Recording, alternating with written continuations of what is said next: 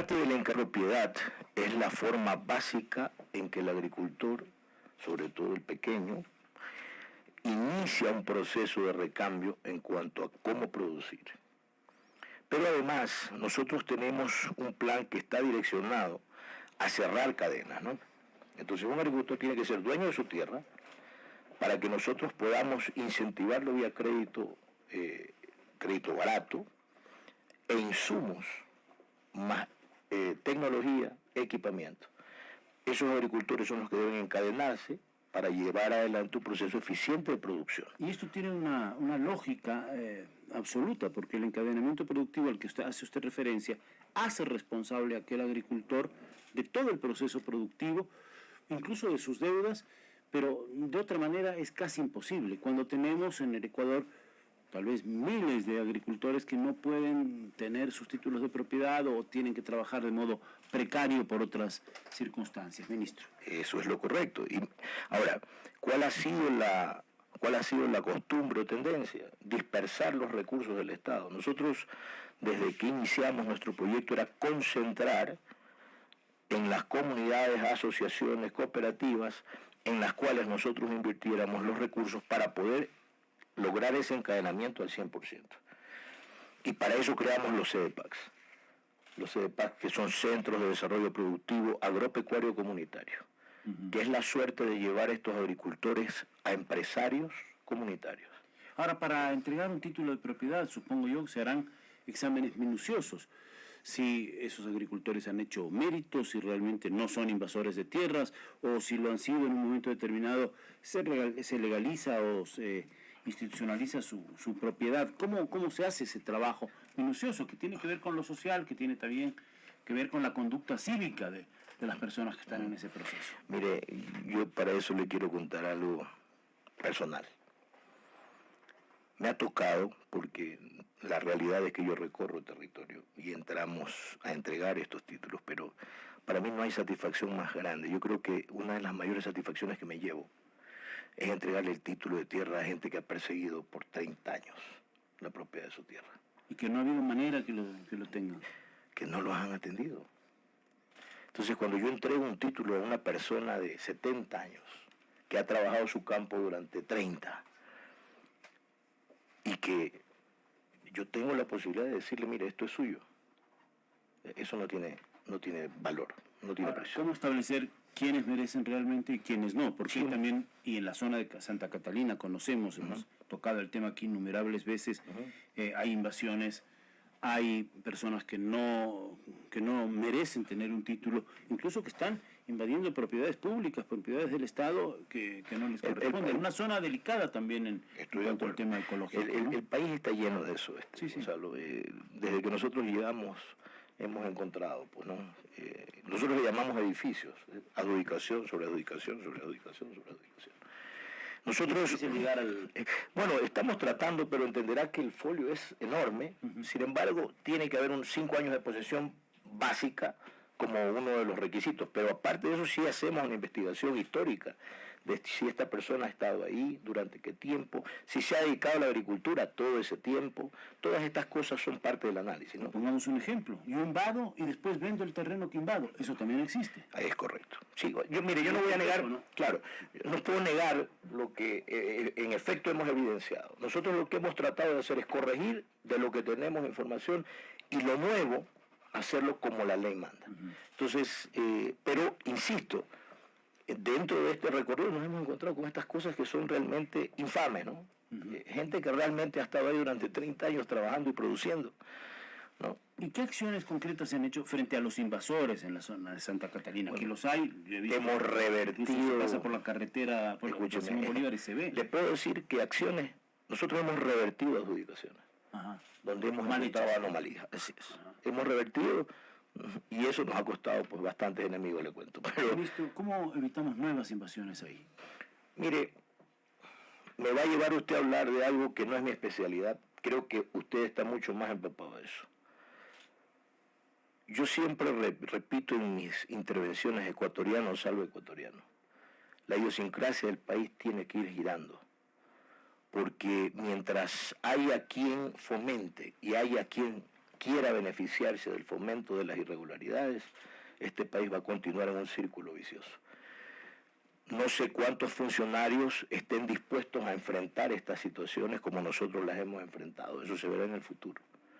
Pero tiene que haber continuidad en tiene que haber públicas al respecto. Tiene que haber, ¿no? pero tiene que haber el ecuatoriano dispuesto, Gonzalo, porque, claro. Mire, yo siempre, y en esto tal vez me voy a, hasta me van a llamar la atención, pero la política del país está enferma.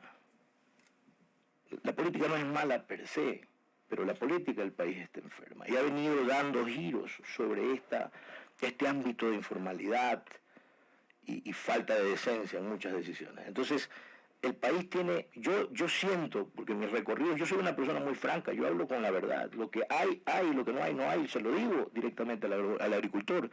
Y he recibido, creo yo, una recepción de la gente bastante positiva. Entonces yo creo que la sociedad ecuatoriana está preparada para ir dando el giro, pero tiene que haber funcionarios que estén dispuestos a enfrentar todas estas anomalías, si no, es muy difícil que le corra. Ayer en el sitio donde entregaron ustedes los títulos de propiedad, en la presencia del presidente de la República, también hizo usted unas declaraciones que me parecen importantes para abordar como política de Estado y como una realidad. El campo se está cada vez más abandonado, hay cada vez más gente mayor en el campo y no hay jóvenes que se interesen. Esto tiene causas profundas en la sociología, en la economía, en la movilidad social. Y es un tema clave del que Ecuador debe preocuparse. Ahora que tenemos las cifras en la mano del censo, del INEC, podemos generar políticas públicas para volver el entusiasmo por la producción agrícola, que es la que nos da de comer, la que nos da recursos, incluso por la vía de las exportaciones. Ministro, esto me parece clave que usted lo tocó ayer en algunas entrevistas. Nosotros hemos acelerado a fondo la capacitación a jóvenes rurales, a mujeres rurales, pero bajo la visión de una agricultura rentable. Si usted no puede decirle a nadie que se quede en el campo si lo que hace es sobrevivir. Necesitamos que haya rentabilidad. Por eso le hablo del encadenamiento. Y por eso le hablo de que el agricultor pequeño debe gestar su rentabilidad máxima. Y eso lo logra usted si es que él produce, si es que él hace una transformación o semi-transformación de su producto para vendérselo al mejor postor posible dentro de ese proceso de encadenamiento. ¿Y modifica sus usos productivos esta capacitación que se hace con el agricultor? ¿Para qué? ¿Para que mejoren? ¿Para que obtengan más beneficios? Yo le hablaba del CDPAC y discúlpeme que le insiste en esto. El CDPAC es la forma de transformar al pequeño productor asociado en formal y en empresario o industrial. Porque la decisión que le estamos dando es hasta dónde quiere llegar. Si él quiere industrializar su producto, tenemos la posibilidad. Y hemos encadenado esto en una fórmula que permite, primero, que lo que tenga es infraestructura, porque el CDPAC es un concepto, no es una infraestructura. Tenemos, por ejemplo, en este momento aportas un CDPAC que significa, por ejemplo, drones para fumigación en banano, mini excavadoras para trabajos de infraestructura en banano, que permiten a esa asociación que está en este momento trabajando en ese proyecto tener su autonomía para reducir sus costos, hacer eficientes sus controles y mejorar su eficiencia productiva. Pero además el instrumento tecnológico. El instrumento tecnológico que nosotros proveemos. Ayer entregamos 6 tractores, así vimos, pero no tractores. Estamos entregando las marcas que sabemos que les van a durar para que su proceso sea continuo. Claro. Y lo estamos entregando al 75% de subvención. Estamos hablando de un tractor de $60.000 en $15.000. Entonces, para poder transformar las cadenas, primero, no dispersar los recursos, concentrarnos en las asociaciones que son formales y que nos van entregando ese concepto del cual le hablo, de que la sociedad ecuatoriana necesita empaparse. Formalidad, desarrollo de encadenamiento, facilitación de tecnología y tecnificación, abaratamiento de costos, incremento de rentabilidad. En ese momento yo le puedo decir a un joven, este es tu proyecto. Y es lo que estamos haciendo con el joven rural, y en los CDPAC estamos capacitando a los hijos de los propietarios. Muy bien, vamos a pasar a otro tema. Estamos con el ministro de Agricultura y Ganadería, Eduardo Izaguirre. La semana pasada escuchamos una rueda de prensa que usted brindó. Hay preocupación por... se hablaba de 16.000 hectáreas este año, 20.000 el año pasado, registradas como de producción bananera, y que no eran tales. Ustedes mismos han hecho una denuncia, entiendo que están haciendo una depuración dentro del ministerio, porque hay funcionarios que registran hectáreas que no lo son. Esto conduce a otro problema adicional, lo hemos tocado aquí con los representantes de la Asociación de Exportadores de Banano, el tema de la seguridad, el tema de la contaminación de algunos contenedores de banano con droga, que es un problema ya internacional, porque llevan droga a puertos españoles, a puertos de Bélgica, de Países Bajos, y esto es un problema global. ¿Cómo se ha afrontado esto, ministro? ¿Qué supone que haya un registro, un sobreregistro, digamos así, de hectáreas de producción de banano y qué es lo que se persigue con eso?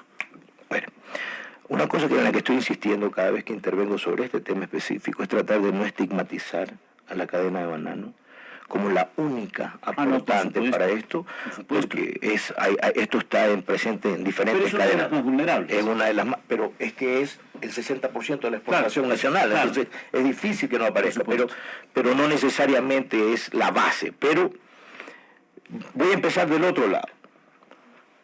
Hemos venido combatiendo que no se pague el precio mínimo de sustentación. Para combatir eso, la principal causa es la informalidad. Ese es dicen los gringos, el core, el núcleo del problema. Porque en la informalidad es donde se nutre este juego entre el espacio entre intermediación y abuso. Pero además se inserta este otro problema. Porque si hay cajas informales no registradas, entonces ahí hay un nicho, es susceptible. Entonces, ¿qué es lo que hemos hecho desde que llegamos? Detectar, limpiar, detectar, limpiar. Yo leía en la información que proporciona el propio ministerio que hay decenas de funcionarios en distintos niveles que han estado... que hemos tenido que separar. Claro, que han tenido que separar y que seguramente tendrán que ir a juicio. Y seguimos, me imagino, la Fiscalía tiene que la Fiscalía General de la Nación, naturalmente, porque se han cometido actos que se riñen con la ley. Deberían ser llamados a la ley. Ahora, ¿qué logran con esto? A ver, primero, dentro de una base de datos aparecían 8.000 y algo más de productores. Después de la depuración quedan 5.300 productores. En total. Productores formales. Formales. Ya.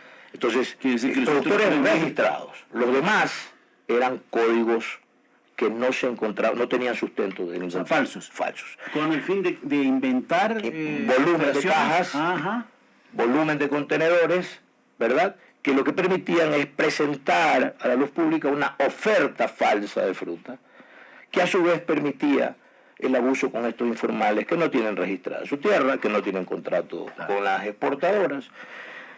Y además teníamos el bendito código F, que era básicamente una articulación de sistemas entre Ministerio y SENAE para cuadrar. Si el Ministerio decía 100.000 contenedores se exportan, SENAE tenía que decir 100.000 contenedores son exportados. Había una letrita F que permitía que a puerta de puerto, valga la redundancia, se alterara ese número. O sea, era un margen. Era un margen. Pero ese margen beneficiaba a esta informalidad, a esta ilegalidad. Eso, después de un trabajo arduo, porque le decía yo en otra entrevista a un periodista, el software es como un agujero negro. Usted entra al software y empieza a encontrar que por acá hay una ventanita, y por acá hay una puerta, y por acá hay un túnel. Y hay expertos que saben vulnerar. Y hay expertos que saben vulnerar y los usan. Y no solo eso, el sistema se defiende. Es como un cáncer. Se defiende porque usted corrige acá y de repente abre otra puerta por acá. Entonces, pero eliminamos de manera radical ese código F. En ese momento se corta de no va a haber esa... No debería haber ya una diferencia entre lo que dice el MAC y dice el SENAE. Y ahí empiezan los problemas para los que hemos tomado la decisión, obviamente. La Asociación de Productores de Banano, la semana pasada hicimos una entrevista al respecto, tienen ellos nítido el tema de la vulnerabilidad, de cómo las cadenas de producción hasta la llegada de la fruta a puerto son vulnerables porque hay incluso algunos sectores ciegos a la luz del control satelital o del control del monitoreo que se puede hacer, y eso lo ven como un problema. También nos decían, hemos gastado $100 millones en reforzar la seguridad, pero no alcanza con todo eso. Es una posición firme, nítida, que nosotros la comentamos aquí con una entrevista, pero queremos saber su punto de vista y cómo hacemos para que toda esa cadena productiva, en el banano y, como usted señalaba, en otros productos vulnerables, susceptibles de ser contaminados con droga, se pueda corregir. Yo le voy a responder dos cosas. Primero, avalo el esfuerzo que está haciendo la Asociación de Exportadores. Ellos están invirtiendo. Es real. Sí, ellos, sí, no solo eso, sino es que están ellos promoviendo reuniones permanentes con SENAE, reuniones permanentes con nosotros para tratar de buscar cerrar la brecha. Pero para este servidor, después del análisis, la formalización es la base. Es un paso muy importante. Es un paso fundamental. Ya. Porque si yo tengo los contratos registrados como debe ser, eso avala la cantidad de cajas exportadas que debe ser. No hay espacio para estas sombras o sesgos. Y esto es lo... pero, a ver, hay un mensaje claro. Una vez que hicimos y tomamos esta decisión, la firma de contratos ha aumentado 300%, Gonzalo. En 2 semanas aumentó 300% el ritmo de formalización de la exportación de cajas. Esa es una buena noticia. Por supuesto, porque hacia allá tenemos que caminar. Y al final de este año debemos terminar al 90-95% con la cadena formalizada. Ahora, ellos tienen la siguiente preocupación. Desde que se embarca la fruta en la plantación hasta que llega a puerto, hay un espacio complejo. Hay un espacio donde también se ha visto, se contamina contenedores, se contamina el banano. Hay otro espacio que ya rebasa el control de las autoridades de tierra, digamos, cuando sale el barco y puede ser contaminado en alta mar o en algún momento. Mire, se han demostrado, ha habido algunos casos. Sí. Los tiempos de contaminación son claros hasta el momento. O es en la finca al momento de procesar la fruta, o es en la logística de transporte. Que son, claro, algunos ejes ciegos de la... Es correcto, del satélite o de los radares o del GPS. Es en el momento de almacenamiento de los contenedores en algún bodegaje, o es en alta mar. Entonces hay 4 tiempos que definitivamente ninguna parte de la cadena va a poder controlar de manera total. Por eso, insisto, si usted formaliza de entrada, ya hay números cuadrados que no deben diferenciarse. Y si es así, entonces es más fácil porque se eliminan partes de donde se podría contaminar. Ahora, recuerde que el país está viviendo en este momento un embate general, ¿no? Muy fuerte. Lamentablemente un boom como país del que sale la droga, ¿no? Ahora, ahí hay el tema de la institucionalidad y de la interacción. Ministerio de Agricultura, los propios productores, la autoridad aduanera, Fuerzas Armadas, los controles de los puertos. Todo eso debe haber una adecuada colaboración interinstitucional. Estamos cerrando puertas. De eso se trata el sistema, porque SENAE interviene aquí también. Entonces SENAE, una vez cuadrando cifras, ahí usted tiene ya cerrada una brecha. Están los escáneres que van a ir empezando a funcionar de manera... Nos hemos demorado demasiado, la verdad lo hemos comentado. Es correcto, y yo le diría que hay justificaciones porque créanme que el sector público tiene sus baches y creo que ha habido esfuerzos del otro lado de demorar las cosas, pero van a entrar a funcionar. Ahí cerramos otra brecha. Ha puesto una fecha ya para eso. Sí, así es. Y lo ha ratificado Ralph Suástegui, ¿no? Pero eso cierra otra brecha. ¿Qué es lo que va a pasar? ¿Qué es lo que está pasando? Este gobierno ha enfrentado algo que nadie se atrevió a enfrentar de manera radical. Y estamos recibiendo la respuesta. Porque todo lo que usted ve son las acciones en respuesta a lo que nosotros hacemos. Una vez que empiecen los escándalos vamos a tener más respuestas, no tenga usted duda. En contra de lo que estamos haciendo nosotros, que es tratar de cerrar las brechas para que cada vez sea menor la capacidad de estas personas de combatir. Más allá de romper la cadena de la transporte de droga, que es algo fundamental, a través de el banano y otras exportaciones ecuatorianas, hay un riesgo evidente. Que los compradores de banano digan, no, llega demasiada fruta, llega demasiados productos contaminados del Ecuador, compramos en tal o cual otro mercado. Y eso lo asume todo el sector productivo del banano como un riesgo. Mañana dicen, no, Ecuador ya no, vamos a que siga Honduras. Yo diría que ese es el escenario más dramático, es dramático. Pero a ver, si no amenaza que está ahí. Estamos de acuerdo, pero por eso las acciones. Y las acciones van a ir cerrando puertas, Gonzalo. Yo le garantizo a usted, lamentablemente, cuando usted le toca la cabeza a la culebra, me explico, vamos a tener reacciones porque estamos trabajando de manera frontal. Pero estamos dispuestos. Yo digo, el Ecuador tiene una oportunidad en este momento, por lo menos hasta que estemos nosotros, de que esto se confronte. Necesitamos saber el tamaño del monstruo, Gonzalo. Claro, eso es muy complejo y muy delicado. Yo quiero agradecerle al ministro de Agricultura y Ganadería temas de vital importancia para el país que hemos tocado esta mañana. Gracias a Eduardo Izaguirre por estar con nosotros en Radio Quito, Platinum FM y Ecuador Radio. Ha sido muy amable. Gonzalo, siempre, un placer. Muy gentil. Venimos con las noticias de Ecuador Radio, Juan Carlos Vanegas. Hablaremos